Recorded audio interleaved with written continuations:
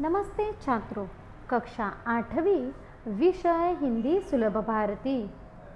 छात्रों, हमने हमारी पिछली वीडियो तासिका में पाठ क्रमांक 7 इकाई क्रमांक 1 का पाठ क्रमांक 7 देखा था, मेरे रजा साहब। आज हम इसके स्वाध्याय की ओर देखेंगे।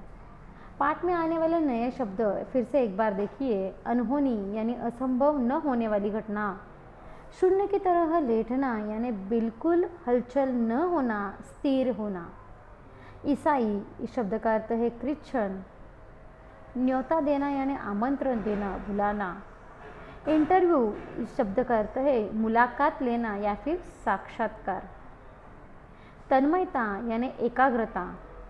रुचि यानी पसंद। करीने से यानी सही तरीके से, उचित तरीके से। नाप तोलकर यानी जितनी आवश्यकता हो केवल उतनी ही बातें होना। इसी प्रकार से इस नए शब्द में आगे हम देखेंगे समालोचक यानी गुण दोष दोनों बताने वाला, सिर्फ अच्छे गुणों को नहीं है, दोष भी बताने वाला। इसी में विवाद यानी अनबन। गर्व यानी गुरूर होना। उसी के साथ देखो एंजल यानी देवदूत, जो कि मैंने इस पहले ही आपको समझाया था। और गार्जियन यानी आधार देने वाला, संभालने वाला, सहायता करने वाला, एक दूसरे के साथ हमेशा रहने वाला। इस पाठ के स्वाध्याय की ओर हम बढ़ेंगे, जिसमें पहला प्रश्न है सूचना के अनुसार कृतियाँ करो, संजाल पूर्ण करो। रजा साहब की स्वभावगत विशेषताएं। 4 महत्वपूर्ण विशेषताएं जिसे दिया गया है ना, उसी तरीके से आपको संजाल पूर्ण करना है। छोटी सी छोटी बात भी रजा साहब के लिए महत्वपूर्ण हुआ करती थी। रजा साहब सब कुछ बड़ी तन्मयता और लगन के साथ करते थे। पेंटिंग बिकने के बाद भी पैकिंग में भी उनकी रुचि हुआ करती थी और किसी को हाथ नहीं लगाने देते थे। बड़े संगीन और धैर्य से वह पैकिंग करते थे। यह रजा साहब की विशेषताएं हमने देखी है। प्रश्न 2 है, दोनों ने मिलकर यानी सुजाता बजाज जी और रजा साहब ने मिलकर चित्रों की प्रदर्शनियां यहाँ की थी। देखो कहाँ कहाँ की थी। सुजाता जी और रजा साहब, इन दोनों ने मिलकर अपनी चित्रकला, चित्र जो निकाले थे, उन सब की प्रदर्शनियाँ, जो कि भारत में भी और भारत के बाहर भी, विदेशों में भी उन दोनों ने बहुत सारी चित्रकला की प्रदर्शनियाँ की थी। जैसे मुंबई, लंदन, न्यूयॉर्क और पेरिस, ऐसी जगहों पर इन्होंने अपनी चित्रकला की प्रदर्शनियाँ की थी। प्रश्न 3 आपको पूछा गया है बच्चों, सूची तैयार करो। 1, पाठ में आए विदेशी देशों के नाम, जिसमें लंदन और न्यूयॉर्क। उसी के साथ प्रश्न 2 है, पाठ में उल्लेखित विविध भाषाएं। हिंदी, अंग्रेजी, उर्दू, फ्रेंच आदि भाषाएं हमारे इस पाठ में उल्लेखित की गई है, जो कि हमने पढ़ी है। उसी के साथ प्रश्न 4 देखिए, कृति पूर्ण करो। खाने की इन चीज़ों में रजा साहब की जान अटकी रहती।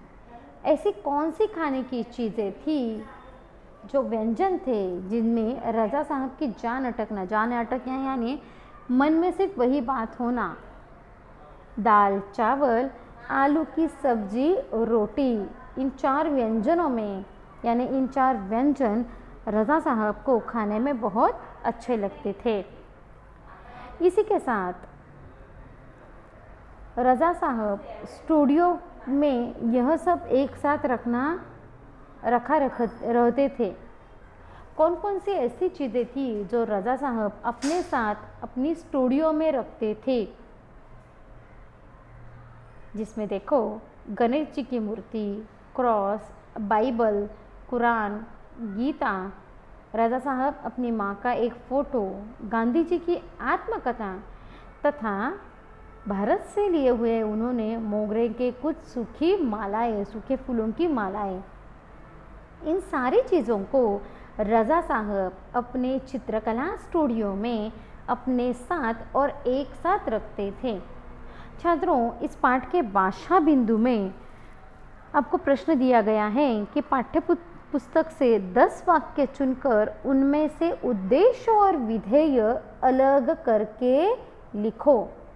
आप सभी को पता है, हमने उद्देश्य और विधेय क्या होते हैं, कैसे होते हैं, यह देखे हैं, और इन्हीं उद्देश्य और विधेय को ध्यान में रखकर आपको 10 वाक्य लिखने हैं।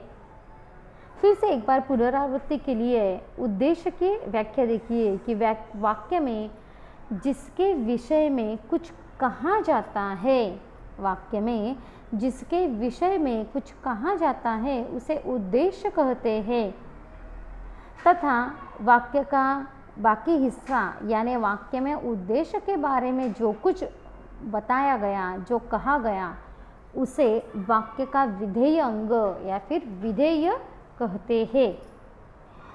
इन्हीं उद्देश्य और विधेय का एक उदाहरण मैं आपको बताती हूँ और उसी के तौर पर आपको पाठ में आए हुए 10 वाक्यों का लेखन करना है। जैसे उदाहरण के तौर पर देखो, राजू पुस्तक पढ़ता है।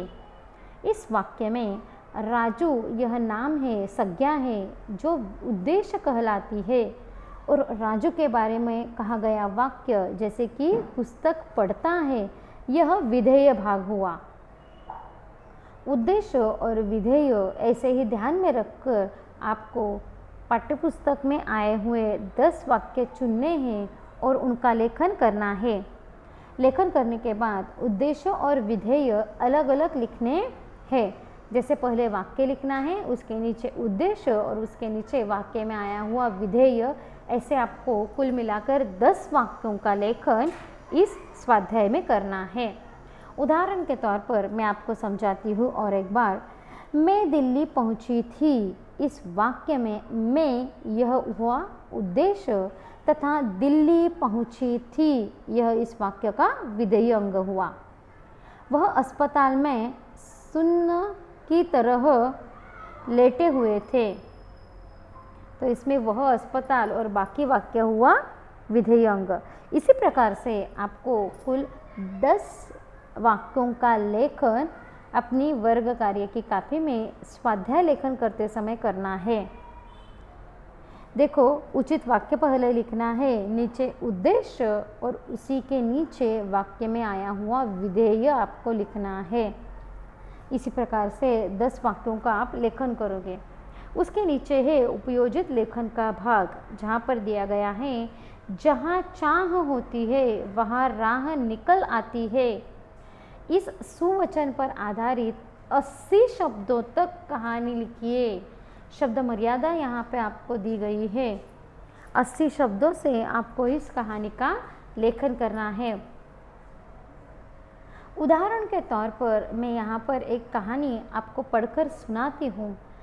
छात्रों, इसके अलावा आपको अपने मन पर और दिए हुए विषय से आधारित कहानी का लेखन करना है। विषय फिर से एक बार देखिए, जहाँ चाह होती है वहाँ राह निकल आती है। दिए हुए इस विषय पे आधारित आपको 80 शब्दों तक कहानी का लेखन करना है। जब हम सच्चे मन से मेहनत से अपने लक्ष्य को पूरी करने का सोच लेते हैं तो राह स्वयं निकल आती है। जब हम आगे बढ़ते हैं तो हमारे रास्ते में बहुत मुश्किलें आती है, लेकिन हमें मंजिल के रास्ते मिल जाते हैं। हमें हिम्मत और विश्वास के साथ आगे बढ़ना होता है। इसके लिए लक्ष्य को चुनना हमारे हाथ में होता है। हमें क्या करना है और उसके लिए क्या करना चाहिए, मेहनत करके हम सफलता पा ही लेते हैं। हमें कभी भी हार नहीं माननी चाहिए। मनुष्य की चाह उसे उसकी राह तक पहुंचा देती है।